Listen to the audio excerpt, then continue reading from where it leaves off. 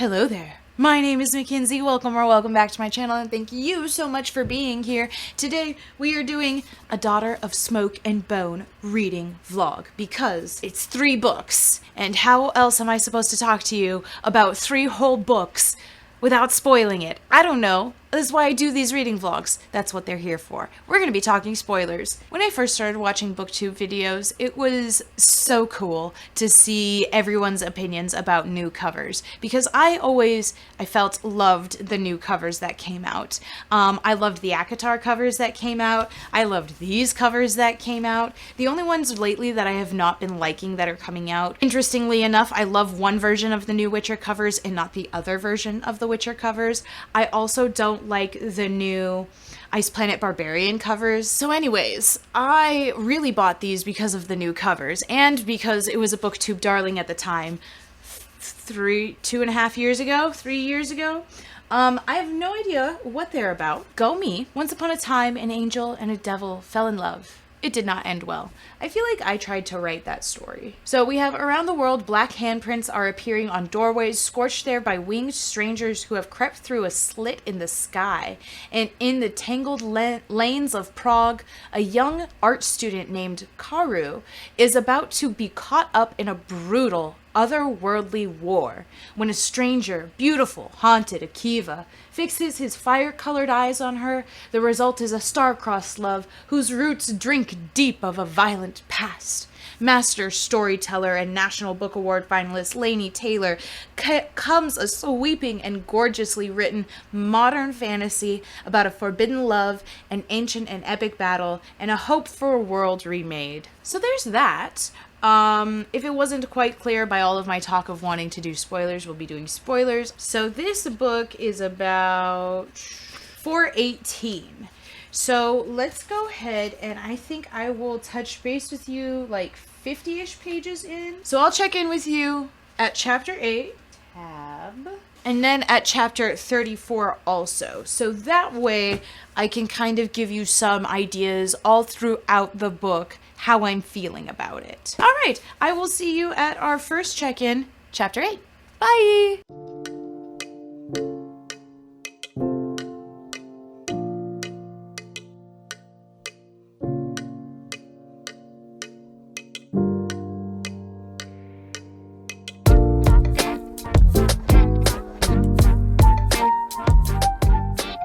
I guess because I heard about it when it was like early in my booktube career, I didn't really like know a lot about it. Like, I see the covers and I see that people like it, and like that's about it. But that's really all people say about ACOTAR too nowadays, because we've all talked it to death. So we're all like, we shouldn't really talk about it anymore.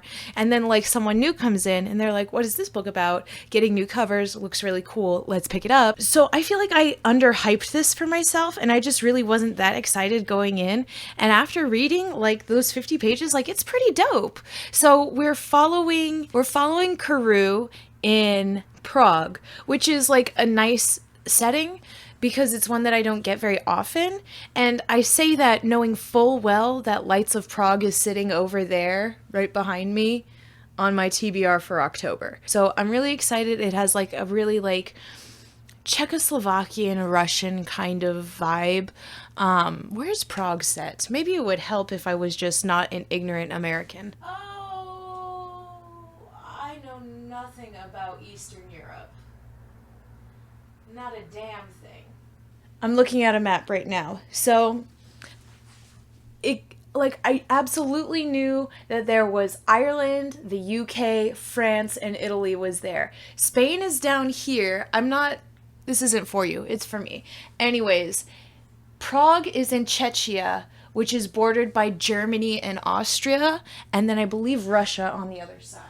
Lies, I lied. So Czechia is in the middle of Eastern Europe, surrounded by Germany, Poland, Hungary, Slovakia, Hungary, Austria, and Germany on that side, and then Switzerland's a little bit more in. So anyway, this is very Eastern European, not exactly where I thought, but like it does give more context for what's happening here, because there's a lot of like mythos, like Eastern European mythos, that I am not used to. Like there's this wishmonger and his name is Brimstone, and like Brimstone is like a monster, and they like take teeth, and like he, I guess, because wait, they do use he. Yeah, he. Yeah, they like take teeth and they provide them to Brimstone, and Brimstone gives wishes. It's kind of like a tooth fairy. Wait. Anyways, we officially got to the part where there's like the scorched hand marks. So I'm having a great time. Like, if me not just getting lost in everything about this story while I'm trying to explain it to you isn't enough of a indicator that I'm loving it, I am in fact loving it. It's really cool. I like how our main character is 17.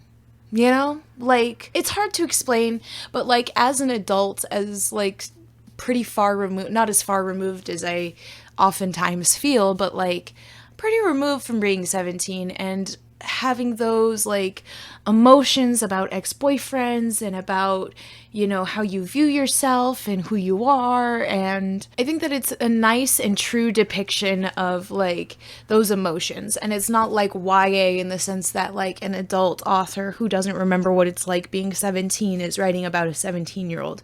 This really feels like authentic.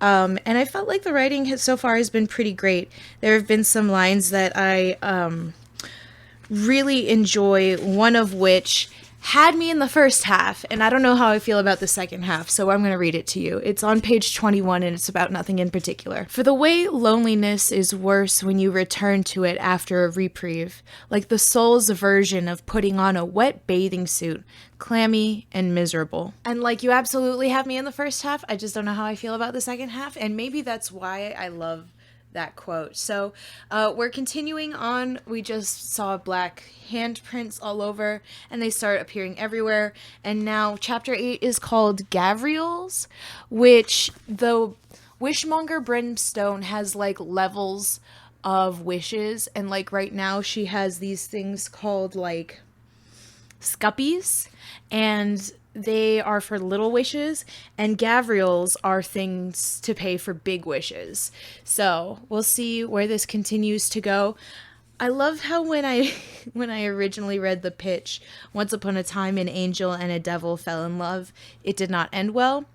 I love how I thought that she was the angel, and I'm pretty sure she's not, because she hangs out with all of these like awful demon type creatures. Like, she even says this quote where some people would call them monsters, demons, or devils, but they call themselves chimera. And that's like a monster still though, bro. And the beings that are leaving the scorched handprints have wings like angels. So I'm interested to see if it'll be exactly the way I think, or if in some way, shape, or form it will be subverted. So we'll see how this goes. I'm really excited to keep reading. It's been kind of difficult holding off until I update you, so I'm excited.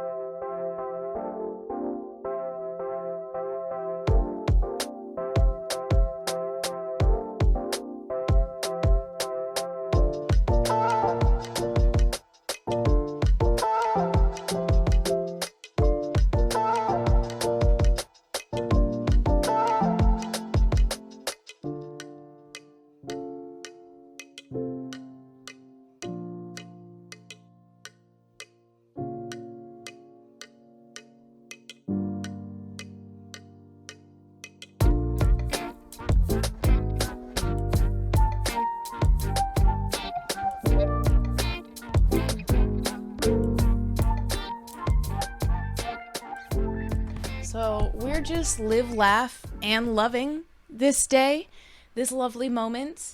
Here it is. Here's this baby. I cried. I cried a lot. And then I realized that Karou, she is that bitch. She is that bitch. Her head was on the literal chopping block. And she was like, get it over with. I've got shit to do. I've got lives to save. I've got worlds to change, okay? After everything's said and done, she realizes the love of her life, the person she literally died for.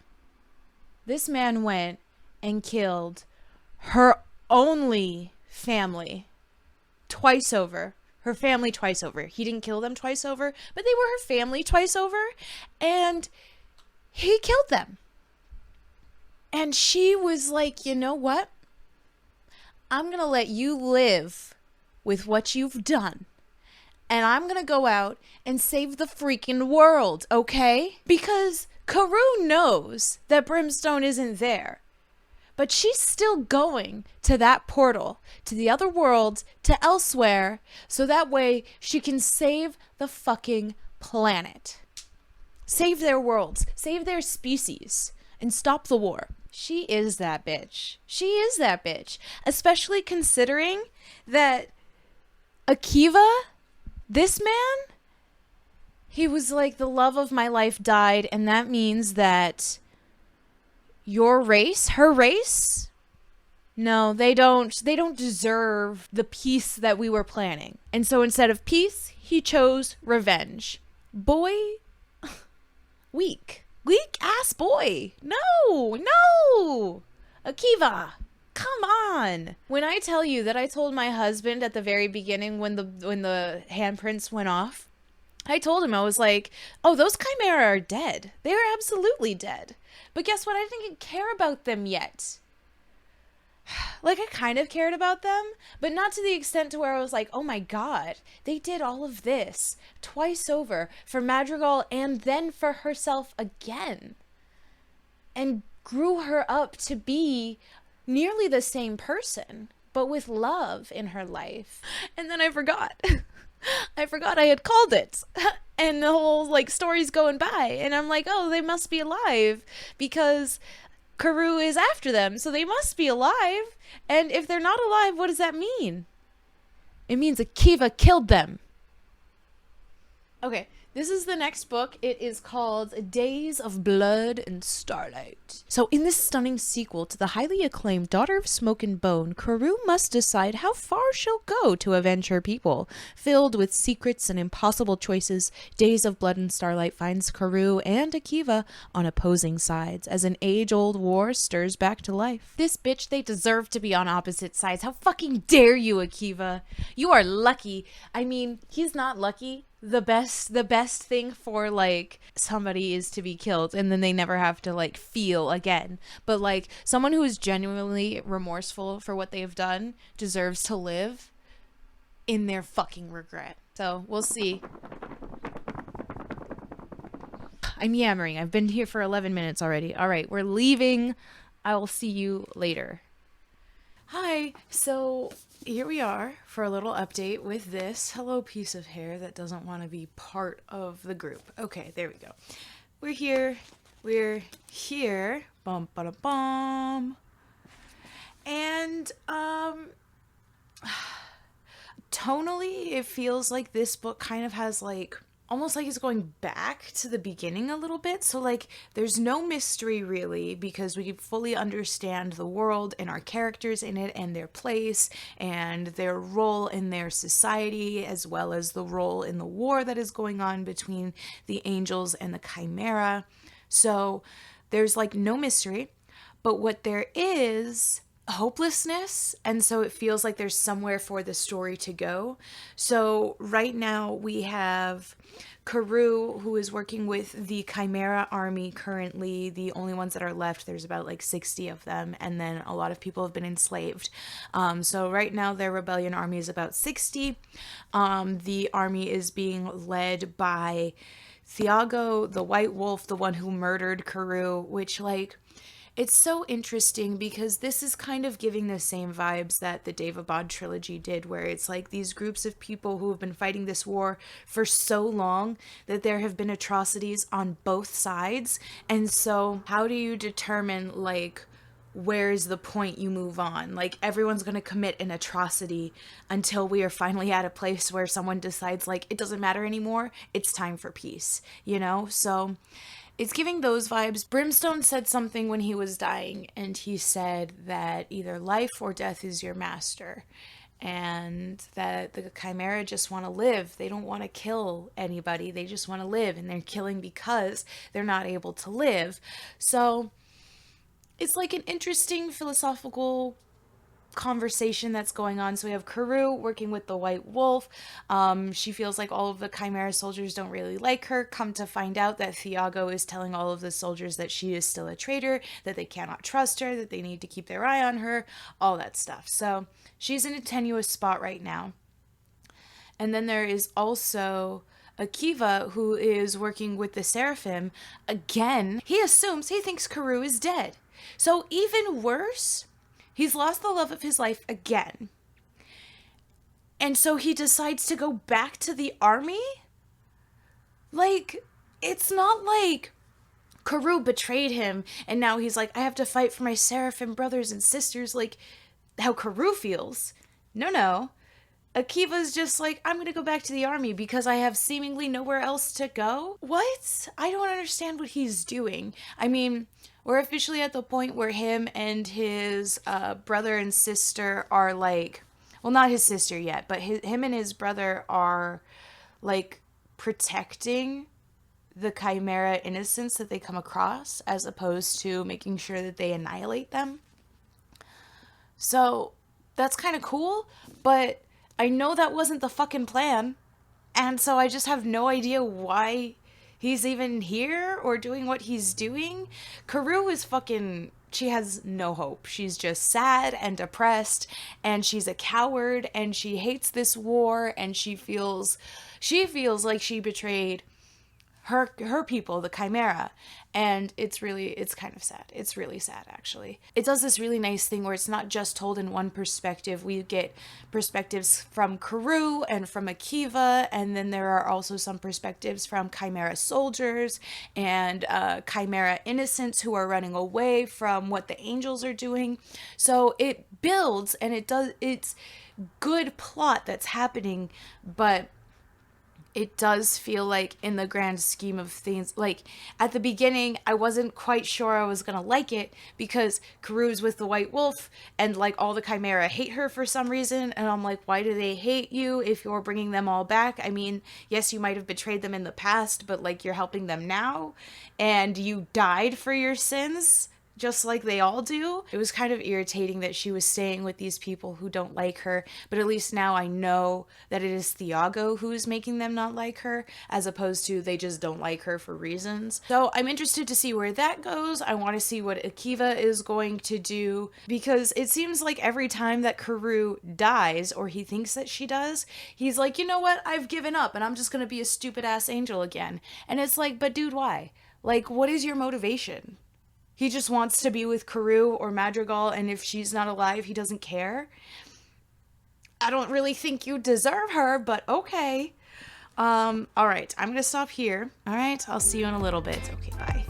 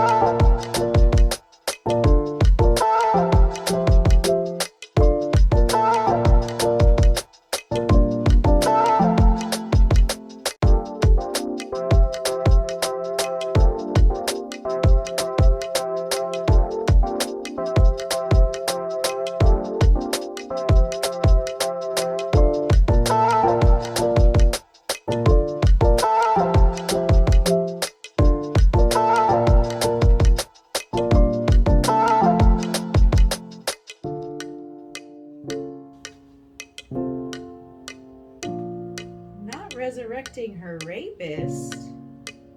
Oh no.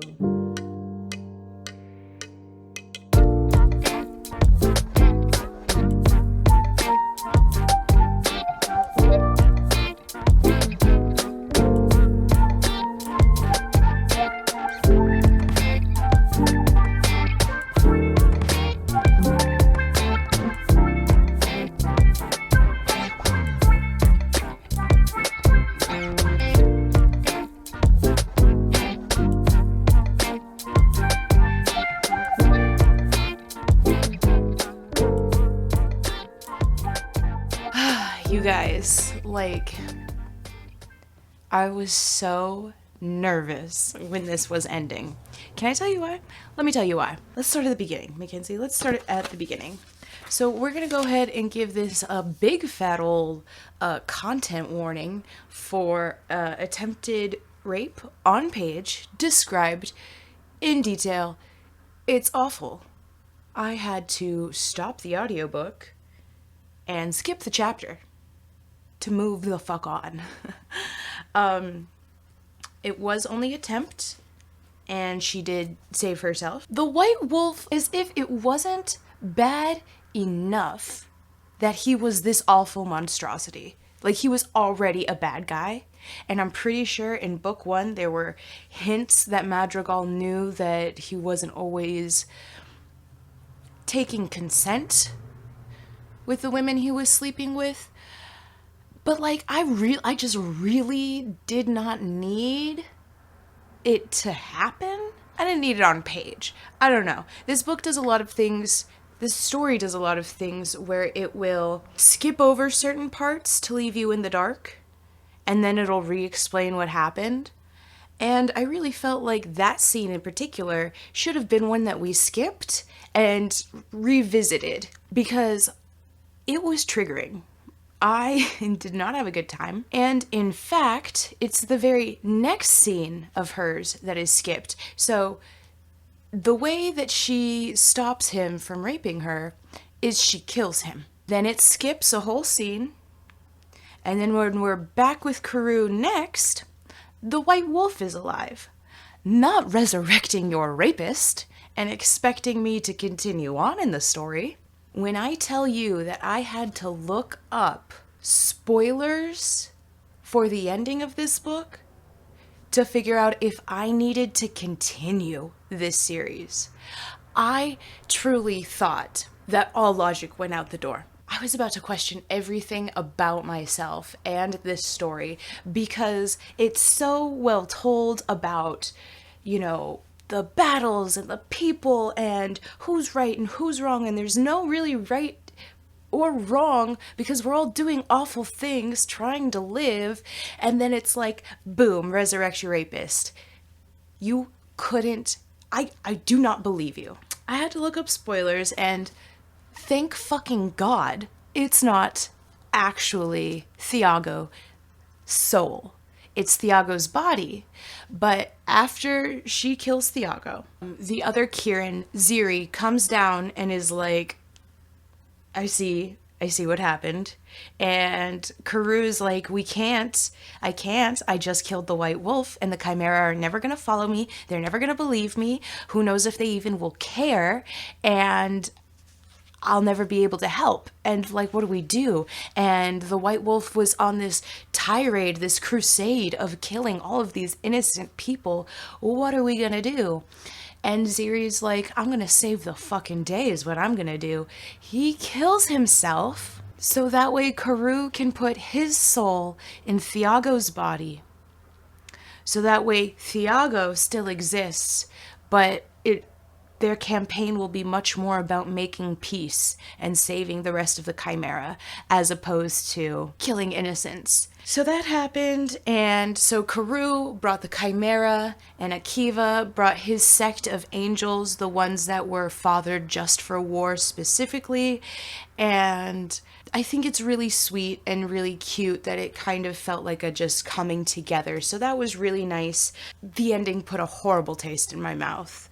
And my care to read the next book is near abysmal. While I understand why she would do that, because the Chimera were following Thiago continuously. They didn't care. They truly were a broken people, and they followed a devilish Chimera, a devilish man. And the only way to make it work, bring peace, do what they need to, and make sure that Karoo was going to be safe amongst the Chimera, and they will welcome her back, is to kind of fake it. So I get that part. I mean, I kind of get that part. That reasoning makes it seem like the Chimera don't care when someone gets raped, and I don't understand that. And then to make it a big reveal that it's not her rapist. Like, I'm glad it wasn't her rapist, but I'm not happy with it. If you could have just told us, so that way I didn't have to feel so fucking offended. Like, this was offensive. It was not cool. I did not really like that. And, like, nobody says anything. Nobody talks about it. So I had no clue. I just feel let down, I feel like. Like, I could really understand how in book 1, Akiva was the one who was broken and making bad mistakes. And now it's Karoo who is broken and making bad mistakes. And hopefully in book 3, they will be able to grow and heal and come back together. But I don't know. It upset me. So I have a lot of chores today. I have to go do laundry. I have to clean the bathroom, get my registration done for El Carro. And I guess I'll be listening to book 3. Where is book 3?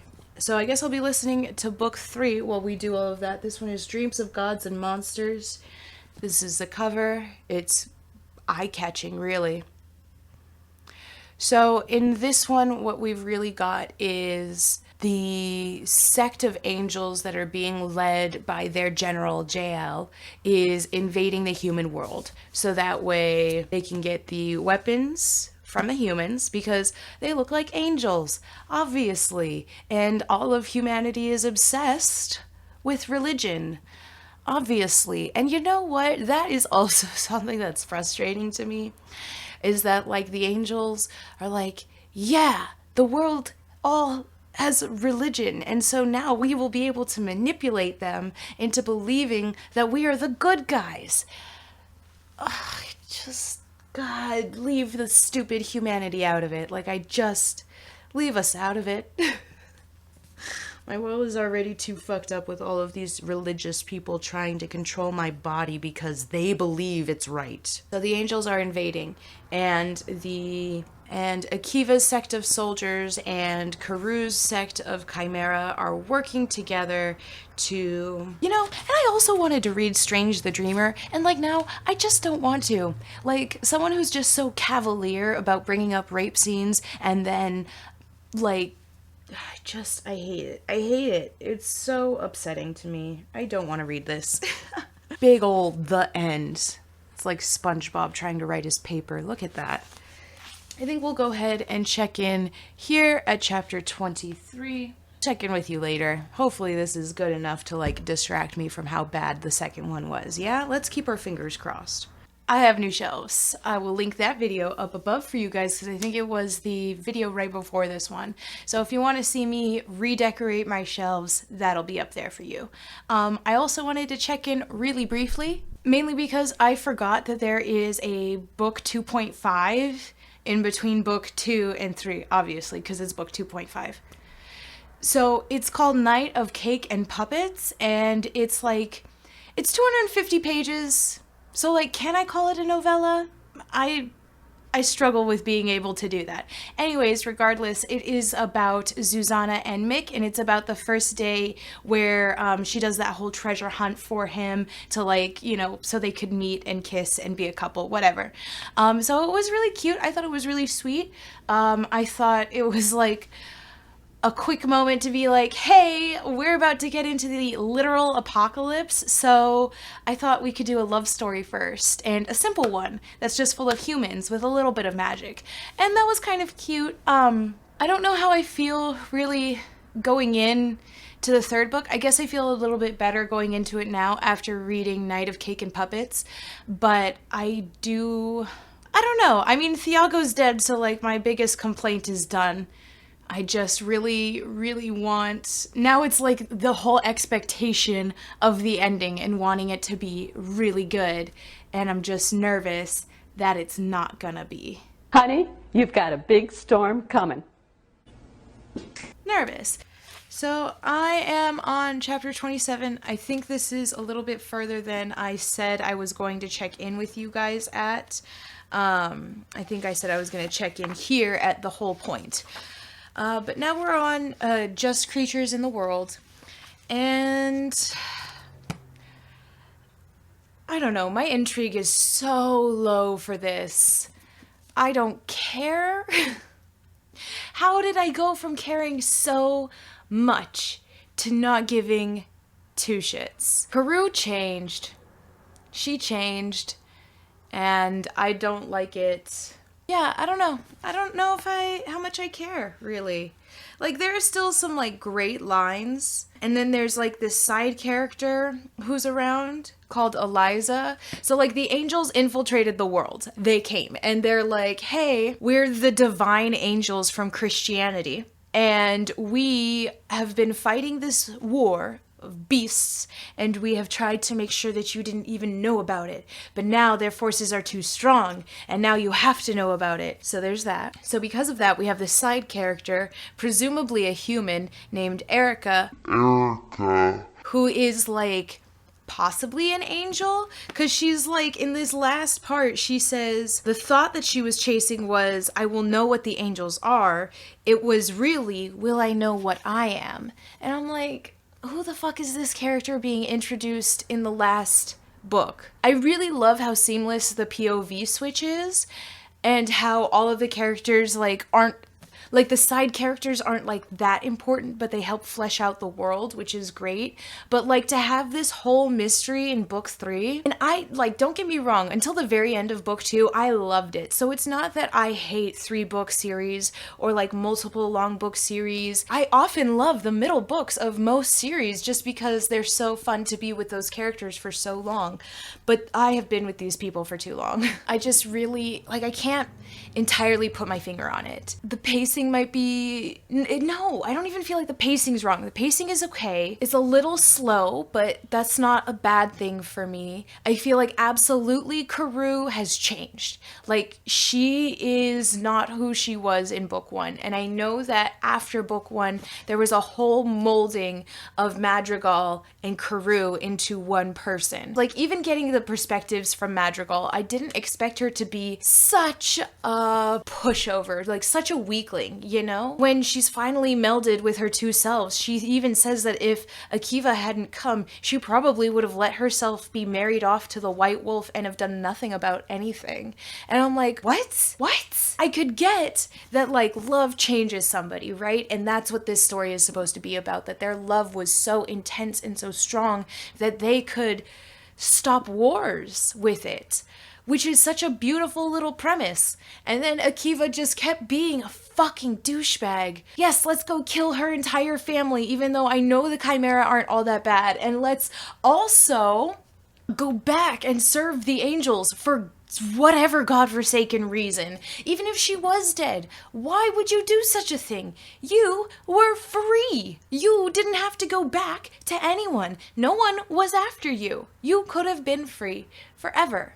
And he didn't. He went right back to them. Boo. Tomato, tomato, tomato, tomato. Boo. Karou's over here like, yes, I will go back to the Chimera under the White Wolf and do all of this horrible shit for him. Tomato, tomato, tomato, tomato. Why? Why are we doing stupid shit that doesn't make sense? Why? I hate it. I hate it. And you know what? I really feel like, looking back, I don't know, I love being with those characters. Because I loved who they were in book 1. But if I'm really, like, thinking about book 2, I didn't like the plot. I hated that fucking Karou was around with the White Wolf and just being a meek-ass bitch. Like, I hated that. And, like, I just hate this.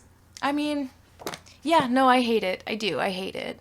I have put off filming this update for so long because I don't care to get back to it. I just don't. And like, how dare Laini Taylor do this to me? I'll check in with you later. The next check-in is either going to be me talking about the book at this point, or it's going to be me telling you I DNF'd this book at some point. So we'll both see how that goes. Hi, I'm here to close out this vlog. You guys, this was a slog, okay? I mean, we had great points, we had great moments, but it truly felt like they were inserting a plot, like a secondary plot, way too late. I didn't care about it. I couldn't care less about it. Like, I gave this a 3. The more I think about it, I want to give it a 2. I felt like this was so poorly done. It wouldn't have been a failure if it was allowed to have more books.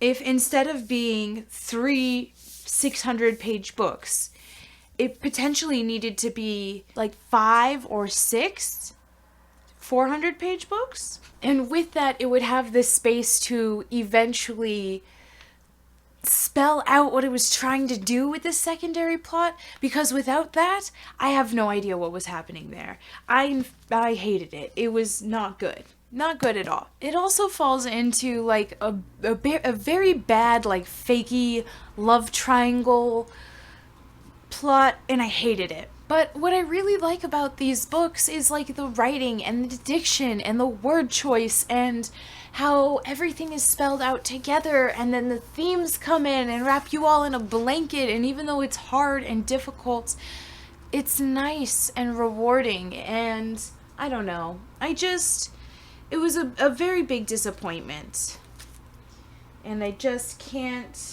say that I recommend it to anyone in the modern day anymore. I mean, there are great series that we should be spending our time on, and I don't know if a one with a failed ending, to me, is worth it. So take my opinion with a grain of salt, because who am I to you? I hope you enjoyed this reading vlog. I hope you have a good rest of your day, and I hope to see you in the next one. Bye!